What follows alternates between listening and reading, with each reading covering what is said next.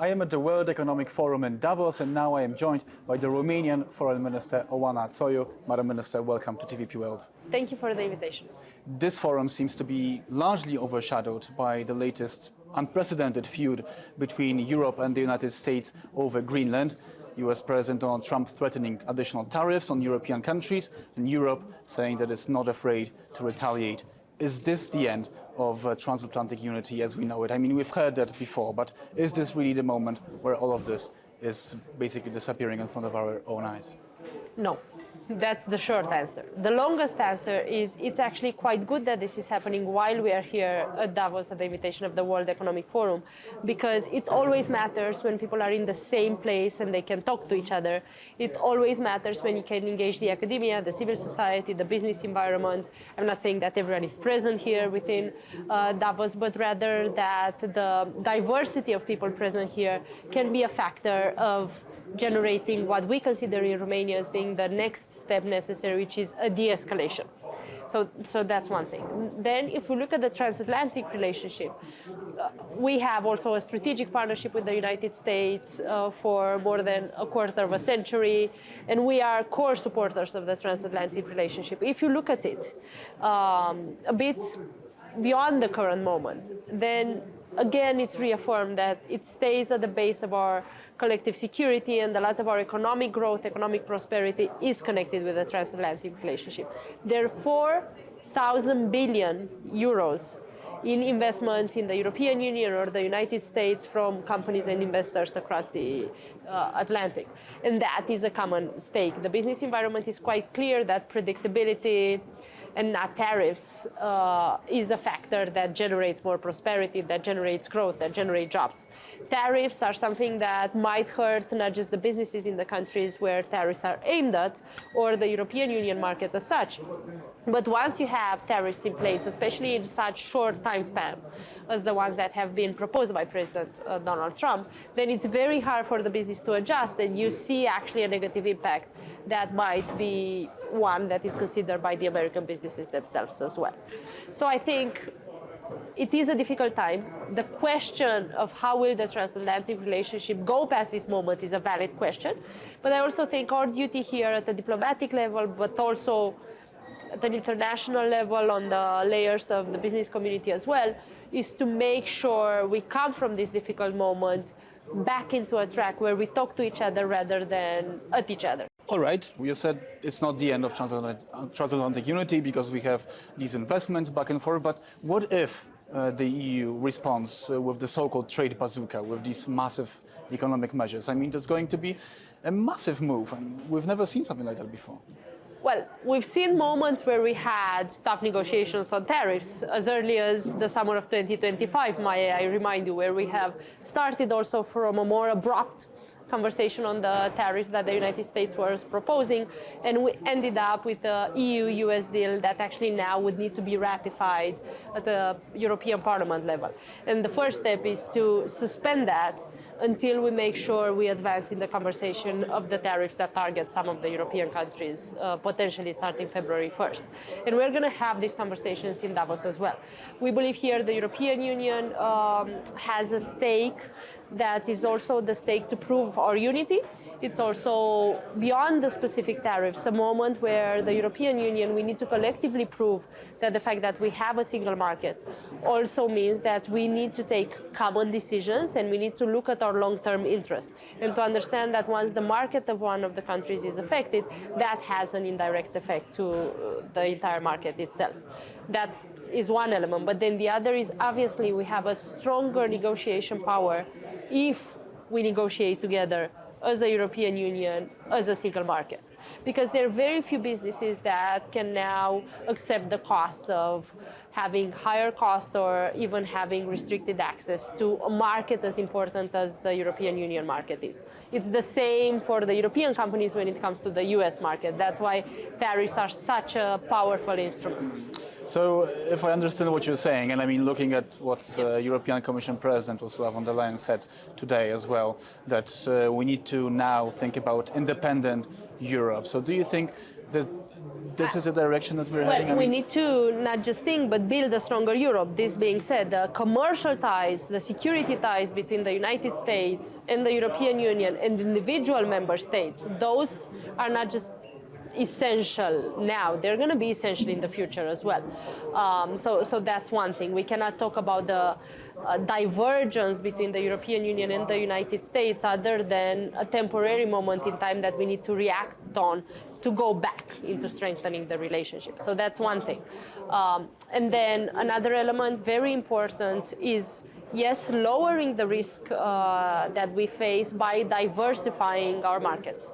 And here the European Union-Mercosur trade agreement is significantly important. It didn't start in relationship with the United States because it started like a quarter of a century ago, literally, the negotiations, but it was accelerated by the unpredictability in the commercial relationship from the transatlantic angle. So if I understand it correctly, Europe wants to be more unified with the United States by being more equal, essentially.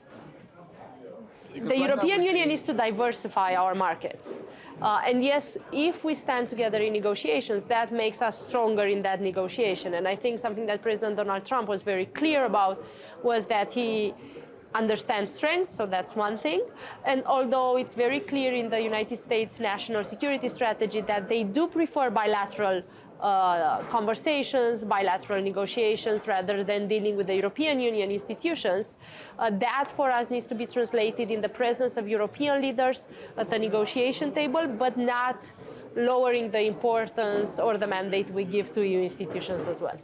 Okay, now moving on from these tariffs, I want to ask you, because Donald Trump also came up with this latest proposal of a board of peace, which technically would be about peace in Gaza. He invited various leaders. But now it seems like it's also going to be about peace more broadly in general in other places in the world. Was Romania invited to be on the board of peace? Yes, President Donald Trump has sent an invitation letter to our president, Nicu Șordan, and that comes as a sign of our partnership, our strong strategic partnership between Romania and the United States. But most importantly than that, it has to do with Romania's role throughout history. We're one of the few countries in the world that have had uninterrupted diplomatic relationships for a very long time with both Palestine and Israel.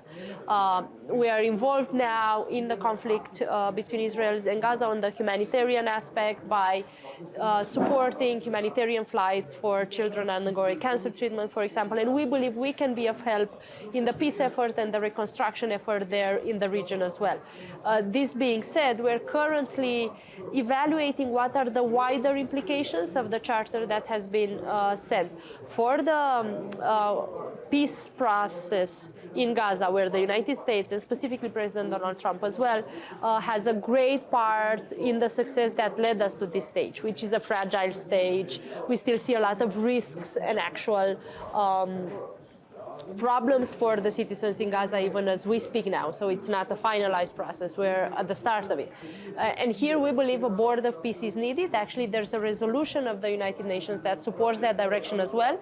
And here Romania continues to be involved and to want to be involved in that process. I'm sensing there is a but coming.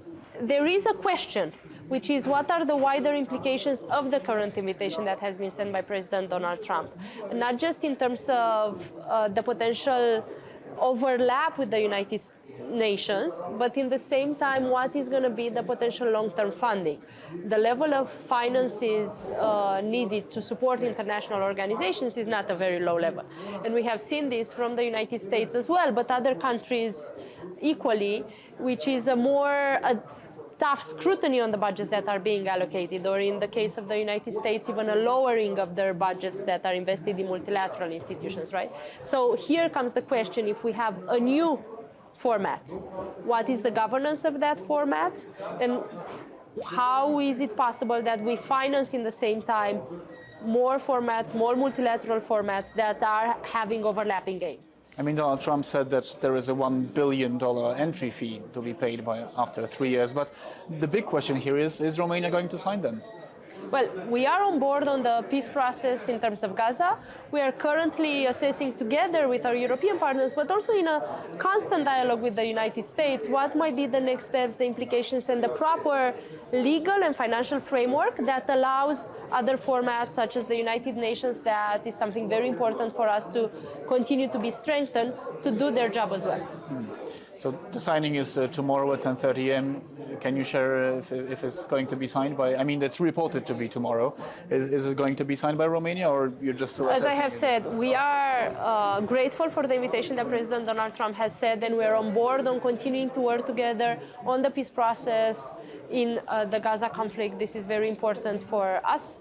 In terms of the wider legal implications here, I think 3-4 days are not enough to assess that. Right, so we'll see in some time. If we are speaking on the process that we need back home, but also in many other European countries is the same thing, this is not a decision that can be taken over a weekend, and this is not a decision that lies just with one individual, irrespective of what that individual is and the role is, rather a process that we need in terms of internal consultations and the decision-making process. Right.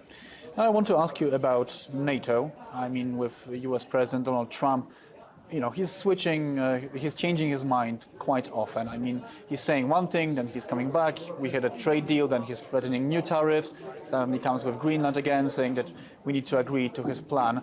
It does put into question the very idea of NATO. I mean, it is the biggest guarantor of peace, yeah. But will he come to our aid if we are attacked by Russia, for example, in the future? And now there are reports that there is an idea in Europe being talked about that there should be a new military alliance based on the coalition of the willing, like France, the United Kingdom, with Ukraine very much involved as the most experienced army in Europe. So is this something that Romania would be willing to consider? It would be a disastrous mistake to give up on the idea of NATO.